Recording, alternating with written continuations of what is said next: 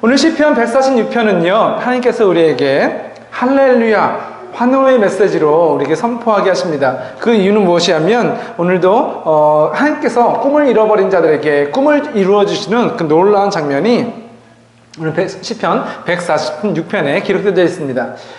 당신의 꿈은 무엇입니까? 라고 보통 누구한테 묻죠? 아이들한테 많이 묻죠. 좀 나이가 이제 학교도 졸업하셨고 결혼도 하셨고 어떤 중년 되신 분한테 당신은 꿈이 무엇입니까? 라고 묻기는 조금 어색해요. 근데요 아니에요. 오늘 시편 146편은요 이스라엘 민족이 바벨론으로 포로로 잡혀가고 그들에서 70년이 지난 후에 다시 돌아온 그 기록을 가지고 시편의 기자가 하나님을 찬양하는 메시지가 오늘 146편의 배경입니다. 근데 지금 이스라엘 민족이요 북이스라엘에 아수르로 포로 잡혀가고 남유다가 바벨론에 멸망한 후에 포로로 잡혀갑니다. 그리고 그들이 70년 동안 바벨론에서 포로 생활하면서 유명한 사람이 두 명이 등장하게 되는데 사자굴에서 살아남은 다니엘, 불 가운데에 그 믿음 우상에게 절하지 않냐고 하나님의 말씀대로 살아갔던 그 다니엘의 모습이 기록되어 있고요. 또 바벨론에서 또 기록되어진 그 지역에서 기록된 배경은 무엇이냐면 하만이라는 사람이 이스라엘 민족을 다 죽이려고 할 때 왕비 에스더가 목숨을 걸고 금식하며 기도하여서 이스라엘 민족의 구원받은 사건의 기록이 에스더서가 그 바벨론 지역을 배경으로 해서 기록되어 있습니다. 그들이 이스라엘 민족들이 이제는 하나님의 말씀에 불순종하여서 멸망당하고 노예로 잡혀갔습니다. 그리고 그곳에서 하나님의 은혜도 경험했지만 어느 것도 자신들의 노예의 상황에서 다시 돌아갈 수 있는 힘은 없죠. 누가 그들을 노예의 신분에서 구출해낼 것인가? 아니 1500km를 갔다가 다시 돌아간다고 한번 해봅시다. 돌아갔을 때 그 예루살렘에 남은 것은 아무것도 없죠. 다 불타버린 고향집, 성전에 하나님께서는 말씀의 예언대로 돌 하나도 남지 않게 하시겠다 하시는 그 말씀대로 그 성이 다 무너져 버렸고 성벽이 다 무너져 있는 그 상황 가운데 어떻게 할 것인가? 근데 꿈은요 나이가 들수록 적어지는 것이 아니라요 꿈은 나이가 많아질수록 더 커지는 비밀이 있어요. 왜요? 지금 포로로 잡혀와서 그 땅에서 태어난 이스라엘 사람들은요 어린 아이들은요 고향으로 돌아간다는 것이 뭔지를 몰라요. 예루살렘? 그런 게 있다고 들었어 라고 했지만 그들에게는 예루살렘이 돌아가는 것이 꿈이 아니에요. 자기가 살고 있는 그 바벨론 지역이 자기가 살고 있는 고향이 되어버렸고 그들의 말도 익숙해져 버려 가는 가운데 있는 것이죠. 근데 꿈을 잊지 않는 사람들이 있어요. 예루살렘에서 어린 시절을 보냈던 사람들, 예루살렘에서 하나님의 앞에 예배드리는 그 광경을 목격했던 사람들, 예루살렘에서 하나님의 말씀을 교육하고 친구들과 그곳에서 뛰놀았던 사람들은요 예루살렘 성이요 1년, 2년 바벨론에서의 70년이 지나가면 지나갈수록 더 사모하게 되는 거예요. 우리 할아버지가 말했던 그 장소, 내가 갖고 있었던 그 아련한 추억들이 더 사모함으로 그 꿈이 자라나는 것이죠. 그래서 꿈은요 어린 아이에게만 있는 것이 아니라 나이가 들면 들수록 더 강해지는 것이 꿈인 것을 믿으시 바랍니다. 근데 그 꿈이요 지금 이루어졌어요. 어떤 방법으로 이루어졌을까요? 노예들이 반란을 일으켜서 탈출했을까요? 성경은요 지금 바벨론에서 다시 이스라엘로 돌아온 것을 두 번째의 출애굽이라고 얘기해요. 이집트에서 400년 동안 노예 생활하던 이스라엘 백성들이 하나님의 10가지 재앙과 홍해 바다의 기적을 통하여서 광야로 나오게 되고 가나안 땅에 들어간 것을 출애굽이라고 얘기합니다. 근데 지금 바벨론에 포로로 잡혀갔던 이스라엘 민족이 다시 고향으로 돌아오는 3차에 걸쳐서 그 역사가 일어나게 되는데요. 그 사건을 두 번째 출애굽이라고 얘기하고 있는 것이죠. 그 일은 사람들의 노력으로 된 것이 아니라 하나님께서 하셨어요. 하나님이 어떠한 일인지 고레스의 마음에 이스라엘 백성들을 고향으로 돌아가게끔 그 마음을 감동하셨어요. 그래서 첫 번째 스룹바벨을 통하여 이스라엘 민족이 고향으로 돌아옵니다. 그리고 두 번째 에스라와 느헤미야를 통하여서 이스라엘 민족이 이제 예루살렘으로 다시 돌아오는 놀라운 사건이 일어나게 됩니다. 꿈은 이루어지는데 사람들이 이루는 것이 아니라 하나님이 이루어주세요. 그 하나님이 이루어주신 그 놀라운 것을 경험한 사람들, 내가 꿈에도 가고 싶은 고향 그 예루살렘에 돌아왔을 때에 하나님의 방법으로 돌아온 사람들이 부르는 찬양이 오늘 시편 146편이에요. 여호와를 찬양하십시오. 내 영혼아 여호와를 찬양하라 라고 고백하고 있는 거죠. 꿈꾸는 자들이 아니라 꿈을 이룬 사람들, 하나님의 은혜를 경험한 사람들이 부르는 찬양의 고백이 저와 여러분의 고백이 되시기를 예수님의 이름으로 축원합니다. 하나님께서는요 우리에게 꿈을 가지라 말씀하세요. 그러면 저와 여러분의 꿈은 어떤 구체적인 꿈을 갖고 계십니까? 오늘 말씀을 보게 되면 시편 146편 2절 말씀 같이 한번 읽어볼까? 시작. 나는 내 평생에 여호와를 찬양할 것입니다. 살아있는 동안 나의 하나님께 찬양을 드릴 것입니다. 사람들은요 당신의 꿈이 무엇입니까? 라고 물어보면 과학자, 교수, 운동선수 여러 가지 이야기들을 합니다. 근데 이 시편의 기자는요 당신의 꿈이 무엇입니까? 라고 얘기할 때 나의 평생에 이루고 싶은 꿈이 있습니다. 그것은 하나님을 찬양하는 것입니다 라고 얘기해요. 우리가 갖고 있는 꿈과는 조금 다른 방향의 것들을 얘기하죠. 우리는 내가 갖고 있는 되고 싶은 것들, 나를 행복하게 할 것들, 그것을 붙잡고 살아가요. 근데 이 시편의 기자는 내가 가장 원하는 것은 목숨을 걸고 나의 평생에 이루고 싶은 것이 하나님께 찬양을 드리는 것이다 라고 얘기하고 있는 것이죠. 그럼 그 꿈을 어떻게 구체적으로 이뤄가는가요? 3절 말씀을 보면 높은 사람들에게 의지하지 마십시오. 죽을 운명의 사람들을 의지하지 마십시오. 그들은 사람을 구원할 수 없습니다 라고 그렇게 해요. 이 말씀은 무엇이냐면 사람을 의지하지 말라는 거예요. 어떤 방법들, 어떤 학교를 통하여서, 어떤 직장을 통하여서, 어떤 사람이 나를 도와줌을 통하여서 내가 이렇게 되고 싶다라고 얘기하고 있는 거죠. 근데 보십시오. 건강하지 않은 사람에게 가장 원하는 행복은 뭘까요? 건강이죠. 경제적으로 너무 힘들고 어려워요. 그 사람에게 가장 원하고 바라는 것은 무엇일까요? 뭘 주면 좋아할까요? 그 사람에게? 돈이죠. 제가 뭐라고 했죠? 건강. 경제적 어려운 사람에게는 돈을 줬을 때에 그 사람에게 가장 도움이 되고 기쁠 수가 있겠죠. 또 공부를 잘하고 싶은 사람에게, 무엇이 필요한 사람에게 그 사람에게 필요한 것을 줬을 때 이게 가장 기뻐요. 배고픈 사람에게는요 음식을 줬을 때 이게 가장 기쁘겠죠. 우리가 생각하는 행복의 기준, 꿈의 기준은요 사람마다 상황에 따라 달라져요. 그런데 하나님이 주시는 그 꿈은 무엇이냐면 평생에 변하지 않는 꿈이란 것이죠. 사람을 의지할 때에 그 사람은 언젠간 죽습니다. 내가 어떤 높은 위치를 원할 때에 그 위치는 영원하지 않습니다. 이 세상의 것들은 영원하지 않다는 것입니다. 사라질 것을 의지하지 마십시오. 이 시편의 기자는 영원한 것들을 하나님을 의지하십시오. 그것이 꿈을 이루는 방법입니다 라고 얘기하고 있어요. 왜냐하면 꿈에는 유효기간이 있다는 것입니다. 우리가 꿈꾸는 그 꿈은 지금은 당장은 좋을지 몰라도, 내가 필요한 것일지 몰라도 그것은 영원한 것이 아니고 우리가 주님의 나라 갈 때에 가지고 갈 수 없는 쓸모없는 것이라고 얘기하고 있는 것입니다. 우리가 아무리 큰 꿈을 꾸고 그 꿈을 위해서 노력한다 할지라도 그것은 영원하지 않기에, 상황에 따라서 달라지기에 우리가 그것이 잠깐 이루어졌다 할지라도 또 다른 문제로 인하여서 실현당하고 그 행복을, 그 기쁨을 잃어버릴 수밖에 없지만, 그렇기에 우리는 영원한 것을 붙잡아야 된다고 얘기하고 있는 것이죠.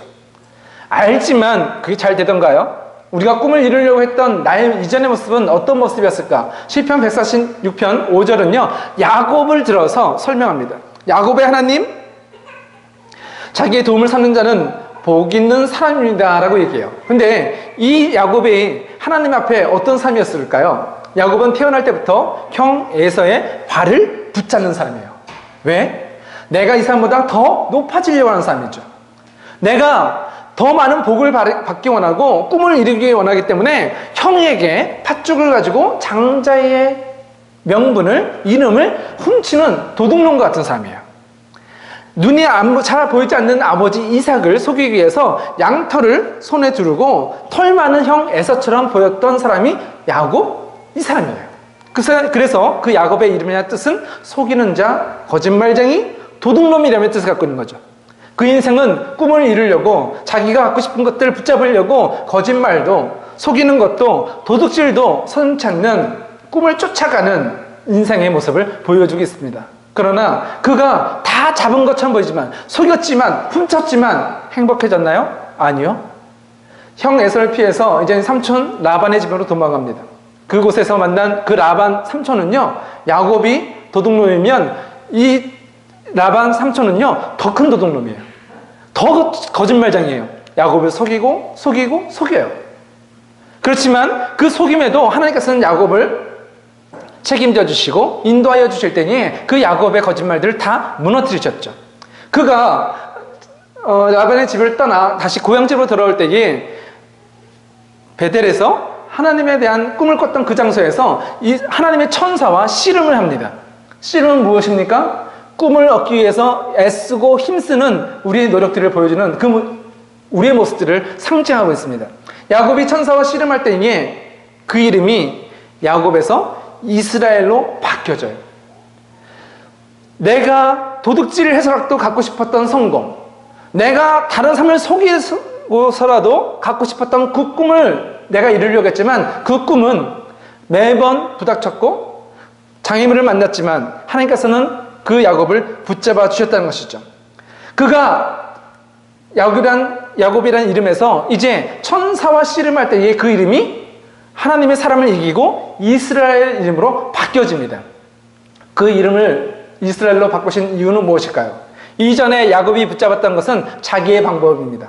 도둑질을 해서라도, 내가 싸워서라도 뺏어서 내 걸 만들어야 돼. 세상을 붙잡았던 야곱의 손이 이제는 세상의 것들을 다 놓아버리고 누구를 붙잡아요? 하나님의 사람을 붙잡습니다. 하나님께서 내게 복 주시지 아니하면 난 살 수 없습니다. 내가 잡았던 이전의 꿈들은 다 놓아버리겠습니다. 그리고 이제 누굴 붙잡아요? 하나님만 붙잡습니다. 라는 그 고백이 야곱의 씨름이에요. 야곱이 힘이 세서 천사를 이겼을까요? 아니요. 하나님을 붙잡는 그 손을 하나님께서 놓지 못하시는 거예요. 하나님께서 그 야곱의 손을 붙잡아 주신 것이 그 장면이란 것이죠. 그래서 그 이름이 이제는 속이는 자에서 하나님의 백성이라는 거룩한 이름으로 이스라엘로 바뀌어진 것입니다. 저와 여러분들은 어떤 삶입니까? 이전에 세상의 방법, 내가 그 꿈을 이루려고 하고 세상을 붙잡았던 우리의 모습이 아니라 이제 하나님만 붙잡고 나아가는 저와 여러분이 되시기를 예수님의 이름으로 축원합니다. 도둑질하는 사람에서 하나님의 방법으로 살겠다는 사람이 이제 성도의 모습입니다. 근데요, 우리가 하나님의 백성으로 이제 살기 원한다라고 하지만 하나님은 우리가 하나님 백성으로 살기 원하는 것보다, 우리가 하나님께 복받기 원하는 것보다 하나님은 우리에게 더 많은 복을 주시기로 작정하신 분이시고 우리에게 복을 주시는 것을 가장 기뻐하시는 분이라고 성경은 얘기하고 있어요. 여러분, 베이비 샤워 많이 해보셨죠? 베이비 샤워할 때 어떻게 하죠? 아이들에게 필요한 기저귀도 작은 선물도 준비하고 또 아이들에게 필요한 젖병, 우유, 또 가구, 필요한 선물들을 우리 부모에게 그 방에 먼저 준비해 놓습니다. 베이비 샤워하는 목적이 방을 아름답게 꾸미는 것이 목적일까요? 아니면 선물들을 많이 사놓는 것이 목적일까요? 아니요. 베이비 샤워의 목적은요, 태어날 아기를 위해서 준비하는 거예요. 선물의 목적이 있는 것이 아니라, 그 방의 목적이 있는 것이 아니라 그 방의 주인공으로 올 그 아이를 기다리고 그 아이에게 이것을 다 주기 위해서 베이비 샤워를 하는 거죠. 하나님께서 6절 말씀을 보게 되면 그분은 하늘과 땅을 만드셨다라고 시편 기자는 찬양하고 있어요. 하나님께서 온 세상을 만드신 이유가 무엇이다? 하늘의 별과 해와 달을 만드신 이유, 하늘과 땅을 만드시고 그 땅 위에 동물과 식물들을 세우신 이유, 그것이 여섯째 날 만드신 하나님의 형상으로 창조되어진 하나님의 사람들을 위한 공간이라는 거예요. 별을 아름답게 만들기 원하시는 하나님, 지구를 아름답게 세상을 만들고자 하시는 하나님의 목적이 아니라 그 모든 것들은 누구를 위해서? 하나님의 사람을 위해서 만드셨고, 하나님이 이 사람을 만드신 이유는 무엇이냐면 하나님이 사랑이시기에 사랑의 관계의 대상이 될 수 있는 하나님의 자녀가 필요하다는 거예요. 왜? 사랑은 혼자 하는 것이 아니에요. 사랑은 대상이 필요해요. 하나님은 사랑이시기에 성경은 우리에게 그 사랑의 대상으로서의 하나님의 자녀인 저와 여러분을 창조하셨다라고 얘기하고요. 하나님은 그 사람들을 위하여 복의 복을 주시길 원하시는 하나님, 세상을 창조하시고 그 모든 것들을 우리에게 주시는, 다스리라는 명령하시는 주님의 음성을 들으시기를 예수님의 이름으로 축원합니다. 우리는 하나님의 사랑의 대상이고 하나님의 복으로 살아가는 백성인 것이죠. 제가 어렸을 때는요, 좀 겨울이 더 추웠던 것 같아요. 근데 겨울이 되면 동네에, 기억나십니까? 우리 나이 드신 분들은 농사가 끝나고 난 논에 겨울에 물을 받아요. 그래서 그 물을 얼려요. 그럼 뭘 할까요? 예, 스케이트장을 여는 거예요. 그래서 제가 살았던 데도 이제 서울인데 저희 주변에도 겨울이 되면 이렇게 논이 조금 있었어요. 그래서 그 논에 물을 대고 겨울이면 스케이트장을 열었거든요. 그래서 제가 그 스케이트장을 참 좋아했어요. 그래서 아침부터 가서 저녁 때까지 그냥 막 돌아다니는 거죠. 그 스케이트 타면서 친구들이랑. 근데 낮에 어머니가 저희 거기를 오세요. 올 때 그냥 오신 것이 아니라 보온병에다가 코카를 이제 따뜻하게 타서 오시는 거예요. 근데 저는 이제 막 와서 먹으라고 그러는데 저는 너무 싫은 거예요. 왜? 나는 친구들이랑 막 돌아다녀야 되거든요. 지금 그 코카 마실 새도 없어. 난 그거 마시는 것보다 노는 게 더 좋아. 근데 우리 어머니가 제 친구들을 다 불러요. 그럼 친구들이 놀다가 어른이 부르니까 오잖아요. 그럼 아이들한테 코카를 하나씩 다 줘. 그러면 애들이 놀아야 되는데 다 여기 모여 있으니까 저도 여기 있어야 되잖아요. 그래서 그 아이들이 마실 때 저도 코카 한 잔 마셔요. 그러니까 어머니가 계획적으로 그렇게 하시더라고요. 이제 저를 주고 싶은데 내가 안 먹고 돌아다니니까 친구들을 불러가지고 먼저 주고 저도 한 잔 따뜻한 코코아를 주려고 하는 거죠. 그런 얘기들을요, 우리 집사님들, 우리 어머니들이 그런 얘기 하더라고요. 이 아이가 너무 밥을 안 먹어. 밥을 안 먹으니까 어떻게 해요? 음식을 많이 해. 그래서 아이들한테 다 줘. 그러면 이 아이가 혼자서는 죽어도 안 먹는 애가 친구들이 먹으면 그냥 겨우 하나 먹어요. 엄마가 음식을 많이 하는 이유는요, 다른 아이들을 주기 위해서 한 것이 아니에요. 누굴 위해서? 내 아이에게 하늘학도 먹이려고 하는 그 마음이 있더라고요. 하나님께서 이 세상을 창조하신 이유가 무엇이라고요? 하나님의 형상으로 창조된 저와 여러분에게 복을 주시기 위함이에요. 그래서 이 세상의 모든 아름다운 것들 만드신 하나님의 모습, 그 모습을 보면서 이 시편의 기자는요, 찬양하는 것입니다. 하나님께서 이 세상을 창조하셨습니다. 우리가 꿈을 이루기 원하는 것보다 하나님께서는 우리에게 더 주기 원하시고 우리에게 복을 주시기 원하시는 하나님 것을 바라보면서 이 시편의 기자가 찬양하고 나아가는 것이죠. 그리고 하나님께서 이제는 우리에게 뭐라고 말씀하시냐면, 그분은 우리에게 우리의 필요한 것들을 공급하여 주시는데 7절 말씀을 보게 되면, 그분은 박해당하는 자들이 부르짖는 내용을 아십니다 라고 얘기해요. 이게 뭘까요? 개역개정 성경을 보게 되면 억눌린 사람들을 위해서 정의를 베풀어 주신다라고 얘기해요. 우리가 힘들고 어려울 때에 하나님은 우리의 모든 어려움들을 모르시는 것이 아니라 우리가 억울한 것, 고통당하는 것들을 해결해 주기 원하시는 분이시다라고 얘기해요. 그래서 배고픈 자에게는 무엇을요? 음식을 주시는 분이 하나님이시다라고 얘기해요. 그런데 이 말씀을 다시 한번 바라보면, 꿈을 빼앗긴 사람들, 노예는요, 당신의 꿈이 무엇입니까? 라고 물을 수 없어요. 노예는요, 주인을 위해서 죽을 때까지 일하는 것이 노예예요. 자기의 꿈, 내가 원하는 것 대로 하는 것이 아니라 주인이 시키는 대로 하는 것이 노예예요. 꿈을 뺏긴 사람들. 그런데 하나님께서는요, 그 꿈을 뺏긴 사람들에게 다시 이스라엘로, 예루살렘으로 돌아갈 수 있는 꿈을 회복시켜 주신 것처럼, 이 땅에 억눌린 사람들, 꿈을 이루고 싶지만 경제적으로, 건강 때문에, 환경 때문에, 이제 나이가 들어서 여러 가지 이유 때문에 꿈을 잃어버린 사람들에게 하나님은 꿈을 회복시켜 주시는 분이시다, 꿈을 이루어 주시는 분이시다. 그분 앞에 이 시편의 기자는 나는 여호와를 찬양하리라 라고 고백하고 있는 것입니다. 저와 여러분들은 어떤 꿈을 갖고 있었습니까? 그 꿈이 이루어졌습니까? 이제 지나고 나니까 이제는 다시는 꿈도 꿀 수 없는, 내가 다시 고등학교 때로 돌아갈 수 없고 어린 시절로 돌아갈 수 없는 것처럼 내가 꿈꾸는 그 모든 것들은 이제 포기할 수밖에 없는 상황 가운데 있지는 않습니까? 요한복음 5장에는요, 예수님께서 유월절을 맞아 예루살렘 성으로 오십니다. 그리고 예루살렘 성 밖에 있는 양문 곁에 하나의 연못을 방문하시는데요, 그곳의 이름이 베데스다입니다. 그 베데스다라는 이름의 뜻은 사랑, 자비라는 뜻을 갖고 있는 연못이죠. 근데 그 연못에 많은 사람들이 모였는데 어떤 사람들이 모였나요? 다리를 저는 사람들, 팔이 없는 사람들, 온갖 병에 걸려서 신음하고 있는 사람들이 그 베데스다 연못에 모여 있습니다. 왜 그럴까요? 그 가운데에 38년 된 병자도 있었습니다. 이 사람은 이곳에 왜 앉아 있는 걸까요? 38년 동안이나 이곳에. 그 이유는 그 베데스다에 전해놓은 전설 때문에 그렇습니다. 이스라엘 사람들에게 전설이 있는데요, 이 베데스다는요, 한 천사가 내려와서, 언젠지는 모르지만 천사가 내려와서 이 물을 확 휘젓는다는 거예요.